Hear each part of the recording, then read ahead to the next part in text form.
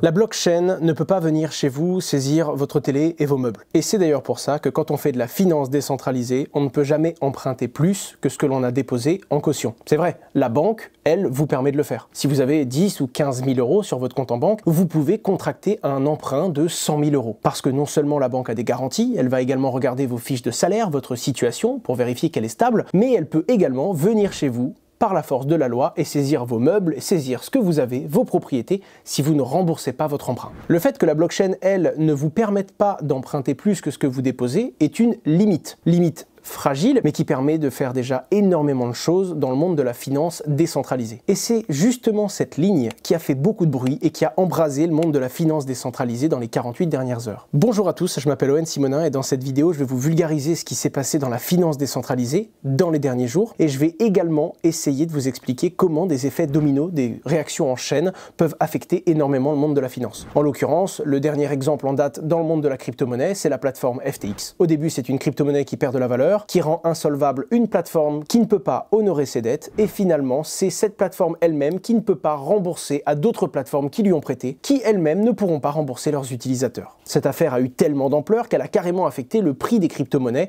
notamment Bitcoin et Ether, autant dire qu'elle n'a épargné personne dans le monde de la blockchain. Alors bien entendu, ce qui s'est passé dans les derniers jours a moins d'ampleur, ou en tout cas pour l'instant a eu moins d'ampleur qu'FTX, mais c'est quand même très intéressant. Premièrement parce que c'est plutôt technique, donc je trouve qu'à vulgariser et à simplifier c'est super intéressant. Ensuite parce que c'est méga excitant de comprendre ce qui s'est passé, les bras de fer qu'il y a eu entre différentes personnes influentes de cet écosystème, et pour finir parce que ça permet de prendre du recul, de comprendre réellement comment ça fonctionne, et de comprendre comment les effets de cascade peuvent s'amplifier toujours plus afin d'avoir un impact final qui peut être dévastateur sur un écosystème. C'est parti, on commence tout de suite.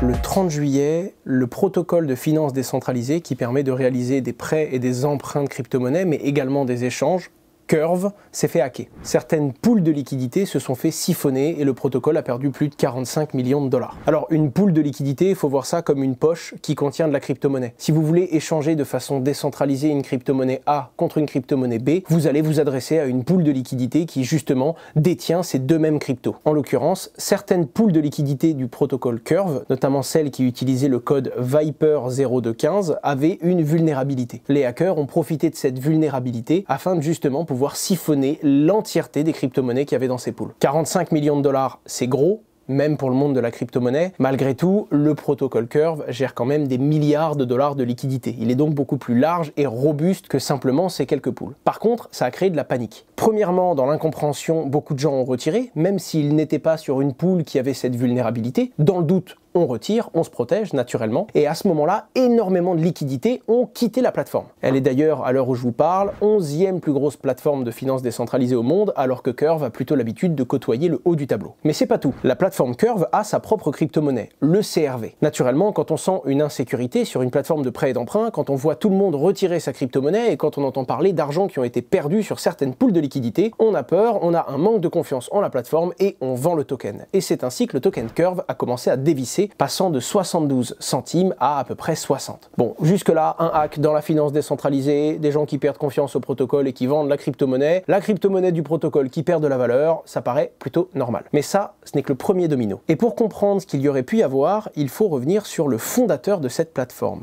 Il s'appelle Mikhail Igorov. Mikhail Igorov, en plus d'être le CEO de Curve, c'est lui-même un gros détenteur de crypto-monnaie. Et pas besoin de vous dire qu'en plus de détenir de la crypto-monnaie, il a souvent recours à des emprunts et à des prêts, justement, de crypto-monnaie. Que ce soit sur sa plateforme, mais également sur d'autres. Mikhail Igorov a un méga gros porte-monnaie, d'accord? On parle de positions de prêts et d'emprunts de plus de 250 millions de dollars, et c'est là que ça commence à créer quelques pressions. En effet, comme je vous l'ai dit dans l'introduction, la blockchain ne peut pas vous prêter plus d'argent d'argent que ce que vous lui donnez à elle en caution. Par exemple, si vous avez donné 1 euro de caution à la blockchain, elle va vous permettre d'emprunter jusqu'à 80 centimes ou 60 centimes, ça va dépendre de ce que vous lui avez déposé en caution. Alors certains pourraient dire que c'est inutile, mais pas du tout, c'est très utile à la finance décentralisée, et ça vous permet par exemple de prêter des bitcoins qui ont une valeur, mais une valeur qui peut bouger et que vous ne voulez pas vendre parce que vous avez confiance en sa valorisation sur le long terme, tout en récupérant une petite quantité de dollars qui va vous permettre de vivre et qui va vous permettre de réaliser vos achats dans la vie de tous les jours sans avoir à vendre vos cryptos, par exemple. Le concept est très simple, imaginons que vous prêtez un bitcoin, donc 30 000 euros à la blockchain, elle va vous autoriser à emprunter par exemple 20 000 dollars. Si le bitcoin commence à perdre de la valeur et se rapproche petit à petit de 20 000 dollars, à ce moment-là, ça va liquider votre position. En gros, la blockchain, elle n'a aucune certitude que vous allez venir rembourser votre emprunt, et donc, quand le montant de la caution est équivalent à ce que vous avez emprunté, à l'instant T, la blockchain va liquider, c'est-à-dire vendre votre bitcoin contre des dollars afin de se rembourser. Ça, c'est quand tout se passe bien, parce que quand vous vous appelez Mikhail Egorov, la crypto-monnaie que vous avez laissée en caution, c'est justement la crypto-monnaie que vous détenez le plus, le token CRV, le token de votre plateforme. Et Mikhail Egorov, c'est un très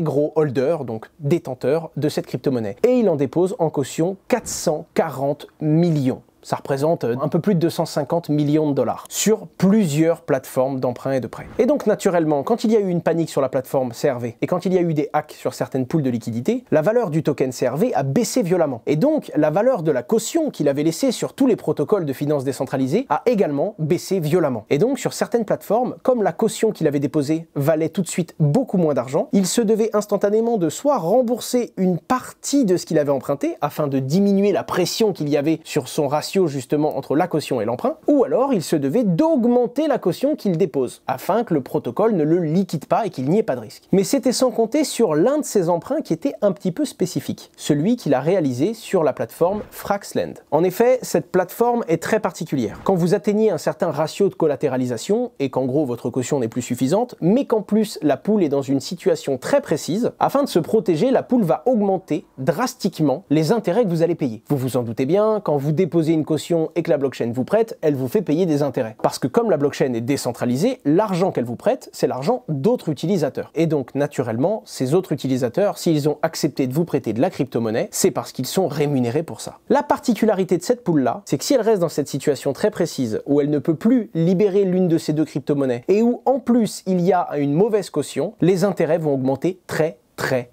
vite. Pour vous donner un ordre d'idée, quand j'ai fait cette vidéo, Michael devait déjà payer 86% d'intérêt par an. Demain, il aurait dû être à plus de 150 et en quelques jours, il aurait dû payer plus de 10 000% d'intérêt à l'année et ça aurait liquidé instantanément sa position. Je vous affiche le tableau de calcul à l'écran. Du coup, la priorité absolue de Michael, avant même de rembourser une partie de ses emprunts sur tous les protocoles pour calmer la pression qu'il y avait, c'était surtout de s'occuper de cet emprunt-là. Et donc, il a commencé à faire deux choses. Premièrement, il a amélioré son ratio de collatéralisation, c'est-à-dire que très vite, il a vendu des crypto-monnaies qu'il avait pour avoir de la liquidité et pour pouvoir rembourser une partie de ce qu'il avait emprunté, afin justement de baisser ce pourcentage et de calmer l'urgence. Et d'un autre côté, il a créé lui-même un autre protocole équivalent à celui sur lequel il était bloqué, mais en donnant une rémunération beaucoup plus grosse à tous les utilisateurs qui accepteraient justement d'apporter de la liquidité à ce nouveau protocole, libérant ainsi la pression sur l'ancien et permettant justement à ce protocole de sortir de cette situation critique et donc arrêter de multiplier à une vitesse folle les intérêts qu'il devait payer. J'ai pas le temps de vous le détailler dans cette vidéo, mais je vous mets un petit tweet qui vous raconte quelques histoires de personnages qui ont déjà essayé de faire liquider Mikhail Egorov, et il y avait justement dans cette pool de liquidité des personnes qui faisaient tout pour laisser Mikhail dans cette situation particulière. Et c'est assez fou parce que pour l'expliquer d'un point de vue mathématique et précis, c'est plus compliqué, mais pour donner une image très simple, alors que certaines personnes essayaient de le bloquer sur une pool de liquidité afin qu'il perde tout son argent et qu'il soit obligé de payer des intérêts fous, il a lui-même créé un produit encore plus rentable pour que les utilisateurs se rallient à sa cause, offrant ainsi des rendements assez fous aux premières personnes qui ont déposé leur liquidité sur cette nouvelle pool. Mais ça, c'était sa plus grosse urgence qui, à l'heure où je vous parle, semblerait être réglée. En tout cas, ça revient dans un ratio de maîtrise plutôt correct et les intérêts qu'il doit payer n'escaladent plus en flèche. Malgré tout, il avait d'autres emprunts sur d'autres plateformes et il en avait un particulièrement gros et il s'agit d'un autre domino de notre histoire, le protocole AAV.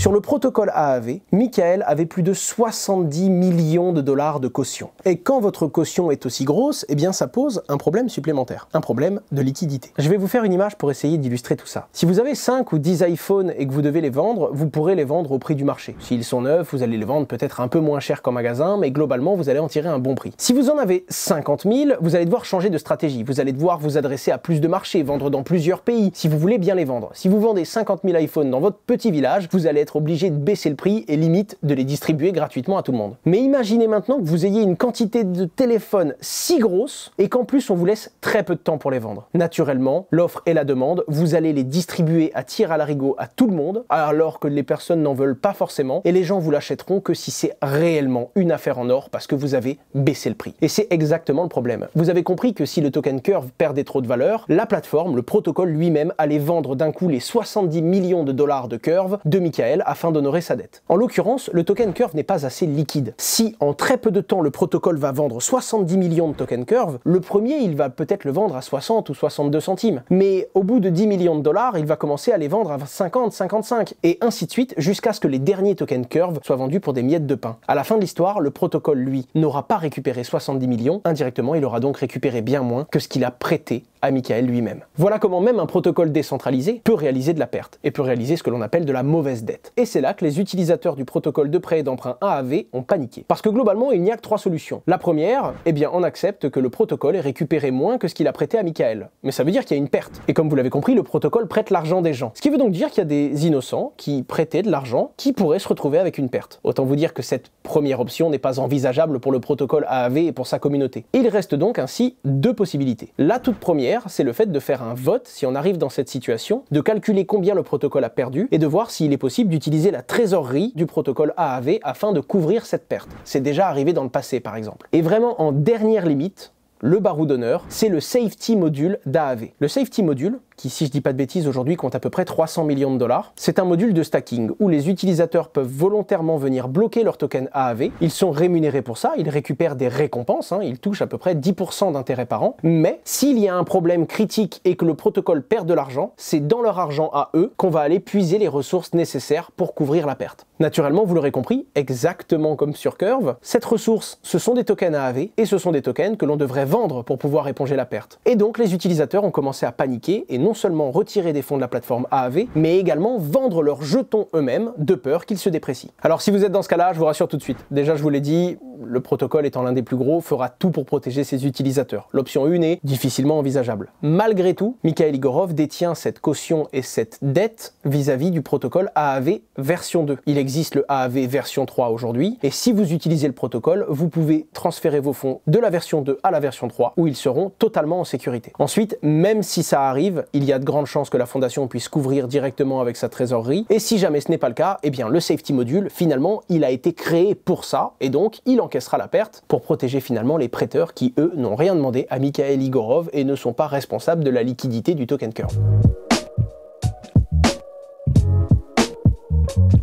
Mais alors où je vous parle, la situation va beaucoup mieux et je ne sais pas si c'est pour une bonne ou pour une mauvaise raison, mais naturellement, Mikhail Igorov a voulu rembourser une partie de sa dette pour calmer la pression qu'il y avait et ne pas risquer de se faire liquider s'il y avait une baisse du token CRV. Pour cela, il a lui-même dû apporter de l'argent, mais de la liquidité, il en avait plus beaucoup. Lui, tout ce qui lui restait, c'était des tokens Curve. Et c'est un peu le serpent qui se mord la queue, parce que s'il vend ses tokens Curve, il fait baisser le prix. S'il fait baisser de prix, sa caution a encore moins de valeur et donc il doit rapporter encore plus d'argent. C'est une spirale infernale qui allait lui faire perdre beaucoup d'argent. Donc il a vendu des tokens mais intelligemment. C'est ce que l'on appelle des deals OTC, Over the Counter. En gros, au lieu d'aller vendre mes iPhones au village et de faire baisser le prix, je contacte directement quelqu'un qui est prêt à me les acheter à un prix fixe. Évidemment, je dois les vendre moins cher, et c'est ce qu'il a fait. À l'heure où le token valait 50-55 centimes, il les a vendus à 40 centimes pièce, mais il a pu rajouter une condition. Cette condition, c'était un lock-up, donc une période de blocage, qui empêchait l'acheteur de recevoir le jeton et de le vendre tout de suite afin de faire baisser le prix du marché. D'ailleurs, heureusement qu'il y avait un lock-up, parce que quand vous achetez instantanément à 40 centimes quelque chose qui vaut 55, vous avez tendance à vouloir le vendre instantanément pour prendre votre plus-value. Mais il a dû réaliser ça très vite et avec beaucoup de monde. Pour faire simple, il a contacté tout plein de gros détenteurs de crypto-monnaies qu'il connaissait, il a dû sonner tout son WhatsApp et il a vendu des millions et des millions de tokens Curve à plein de personnes de son entourage. Grâce à ça, il a récupéré de la liquidité et tout de suite, il a pu réinvestir sur les plateformes, rembourser une partie de ses emprunts et réduire la menace de liquidation. Et on en arrive sur le potentiel dernier domino qu'on verra peut-être ou non tomber un jour. Alors que le pire a été évité, qu'il n'y a pas eu de cascade d'enchaînement et que ça semble être maîtrisé à l'heure où je vous parle, même si on ne sait pas du tout ce qui va se passer, le token Curve est un token particulier. C'est un token dit de gouvernance. Comme c'est décentralisé, qu'il n'y a pas une seule personne qui peut décider de faire ce qu'elle veut, à chaque fois qu'une grosse décision doit être prise, ce sont les propriétaires des jetons qui vont émettre des votes. Plus vous en avez, plus votre vote compte, tout simplement. Le fait que le CEO lui-même de la plateforme ait dû distribuer un peu plus de 40 millions de jetons très rapidement à plein de monde, c'est qu'il a tout simplement vendu de la gouvernance, il a vendu du pouvoir de vote. Et si ça vous intéresse d'aller plus loin, sachez qu'il y a justement la Curve War, c'est-à-dire une guerre dans laquelle certaines pressions et certaines puissances s'affrontent pour essayer d'avoir un maximum de tokens Curve, de faire des propositions afin que les gens votent pour ces propositions pour pouvoir améliorer ou réduire l'efficacité et les rendements de certains produits et toujours essayer d'augmenter l'influence qu'ils vont pouvoir avoir sur le protocole Curve, qui est l'un des plus anciens et qui est l'un des plus robustes de la finance décentralisée. Pour illustrer parfaitement mes propos, Justin Sun, le créateur de Tron, qui a acheté une grosse quantité de tokens Curve à Michael, s'est empressé après son achat de dire sur Twitter qu'il était très content d'avoir apporté de la liquidité à Michael afin qu'il puisse apaiser la situation et qu'il était également très content de détenir des Curve pour pouvoir faire une nouvelle proposition qu'il allait faire afin d'augmenter le rendement d'un des produits qui l'intéressait bien. Je ne pense pas qu'à l'échelle du protocole, ces 40 millions de jetons seulement ont redistribué les cartes, mais en attendant, certains pouvoirs ont changé de main. Pour répondre aux questions du début de la vidéo, non, vous ne risquez rien si votre argent est sur AAV, surtout si vous êtes sur la version 3. Si vous êtes sur la version 2, normalement ça devrait bien se passer, mais vous pouvez juste retirer vos fonds et les déposer sur la version 3 du protocole. Quant à la question, est-ce que c'est une bonne chose d'acheter le token CRV? Globalement, je vois pas l'avenir. Moi, c'est un token que je possède, j'en ai un peu et je compte le garder sur du très long terme. Comme je vous le dis, Curve est utilisé par même d'autres protocoles et d'autres pools de liquidités de finances décentralisées. Il est vraiment au cœur de la DeFi. Malgré tout, le token, avant de s'effondrer, il était à 72 cents. Il est aujourd'hui remonté à 61 ou 62. Alors est-ce que c'est un bon prix d'achat? Il semblerait que oui, c'est correct. Maintenant, est-ce que c'est l'opportunité? Et si vous ne connaissiez pas ce jeton hier, ça vaut le coup de prendre le risque d'en acheter sans pour autant connaître la DeFi, sans pour autant suivre tout ce qui s'y passe au jour le jour? Et vous avez bien vu que ce sont ces petits détails techniques qui font que le prix peut monter ou descendre. Je le déconseillerais aux débutants. Si vous détenez beaucoup de crypto-monnaies par contre et que vous n'en avez pas du tout, en acheter un tout petit peu, réellement une part non significative de votre porte-monnaie, ne serait-ce que pour y être indexé, ne serait-ce que pour vous y intéresser et comprendre réellement comment fonctionne ce jeu de gouvernance décentralisée,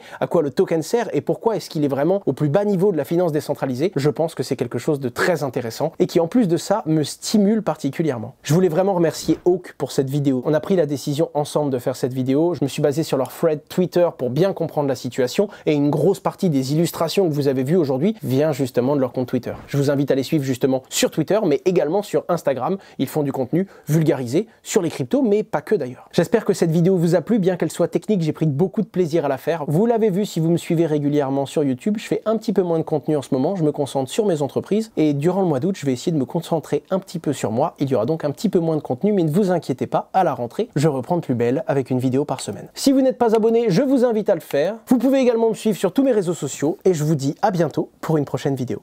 Au revoir.